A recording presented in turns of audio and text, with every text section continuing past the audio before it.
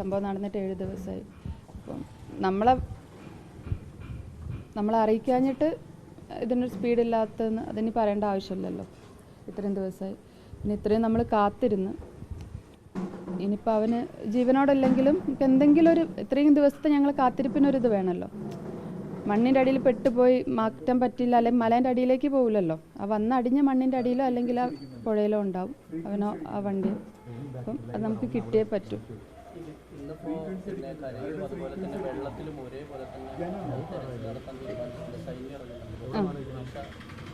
അതായത് ഇന്നലെ വലിയ രീതിയിലുള്ള തെരച്ചിലും കാര്യങ്ങളും നടന്നിട്ടില്ല, അതിലൊരു സാറ്റിസ്ഫാക്ഷൻ ഇല്ലാന്ന് തന്നെയാണ് നമ്മുടെ.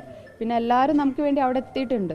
നമുക്ക് ഒന്നും ചെയ്യുന്നില്ല എന്ന് പറയാൻ പറ്റൂല, പക്ഷെ നമ്മുടെ ഭാഗത്ത് നമ്മൾ കേരളത്തിൽ നിന്നുള്ള ഒരുപാട് സഹോദരങ്ങളും എല്ലാവരും തന്നെ അവിടെ എത്തി നമുക്ക് വേണ്ടി അത്രയും ഹെൽപ്പ് ചെയ്യുന്നുണ്ട്. അപ്പോൾ അവിടെയുള്ള ആളുകളാണെങ്കിൽ കൂടി നമുക്ക് ഹെൽപ്പ് ചെയ്യുന്നുണ്ട്. ഇനിയിപ്പോൾ ആരെയും നമ്മൾ കുറ്റപ്പെടുത്തുന്നില്ല, പക്ഷെ ഞങ്ങളെയും കൂടി വിധി കൊണ്ടേയിരിക്കും ഇത് ഇത്രയും ലാഗിങ്ങും കാര്യങ്ങളും വന്നത്. ഞങ്ങളത് ആക്സെപ്റ്റ് ചെയ്യുകയാണ്. കേരളത്തിൽ നിന്നുള്ള സർക്കാരും പ്രതിപക്ഷമാണെങ്കിലും അല്ലെങ്കിൽ എല്ലാ പൊളിറ്റിക്സിൻ്റെ ഒരു രീതിയിലല്ല, നമുക്ക് എല്ലാവരും ഇവിടെ വന്നിട്ട് നമുക്ക് സപ്പോർട്ട് ചെയ്യുന്നുണ്ട്. എല്ലാവരും നല്ല ഇടപെടലുണ്ടായിട്ടുണ്ട്. ആ ഒരു ഇടപെടലാണ് അവിടെ നമുക്ക് കാണാൻ പറ്റുന്നതും. പിന്നെ മീഡിയ നിങ്ങളിപ്പം എങ്ങനെയാണ് നമുക്ക് സപ്പോർട്ട് ചെയ്യുന്ന അറിഞ്ഞൂടാ. അത്രയും എൻ്റെ ഹസ്ബൻഡ് ആണെങ്കിലും അതാണ് പറയുന്നത്, മീഡിയ നമ്മുടെ കൂടെ അല്ലെങ്കിൽ നമുക്ക് ഇതൊന്നും അച്ചീവ് ആവില്ലായിരുന്നു. അപ്പം മീഡിയനോടൊരു ഇതുള്ളതുകൊണ്ടാണ് നമ്മുടെ എല്ലാവരും തന്നെ നമ്മുടെ കൂടെ നിൽക്കുന്നത്. സൈന്യം വന്നിട്ടുണ്ട്, ഇന്നലെ വന്നിട്ടുണ്ട്. നമ്മൾ പറഞ്ഞു ഇനിയിപ്പോൾ ഒന്നും ചെയ്യാൻ നമുക്കല്ലല്ലോ പറയാം, അവരൊന്നും ഇല്ലാതെയാണ് വന്നത്. അപ്പം ഇന്ന് എന്തെങ്കിലും എത്തും. ഇന്നും കൂടി നമുക്ക് പ്രതീക്ഷിക്കാം. മതിയായി അവർ പറയുന്നുണ്ട്, അതായത് ഇന്നും കൂടിയും നമുക്കൊരു തുമ്പ് കിട്ടിയില്ലെങ്കിൽ ഇനിയിപ്പം എന്ത് രീതിയിലാണ് അവന് കിട്ടുക അറിയില്ല. നമുക്ക് കാണാൻ പറ്റുമെന്നും അറിയില്ല. ഇനിയിപ്പം ഏതവസ്ഥയിൽ അവനെ കിട്ടുമെന്നും അറിയില്ല.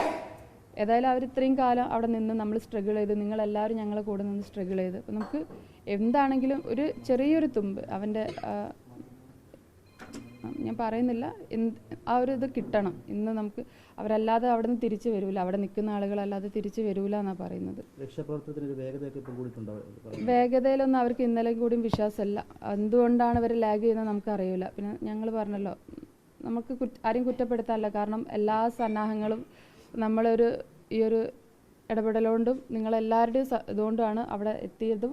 അപ്പോൾ നമുക്ക് അവരെങ്ങനെ കുറ്റം പറയുന്നില്ല, ആരെയും ഒന്നും സ്ട്രെസ് ചെയ്ത് പറയുന്നില്ല.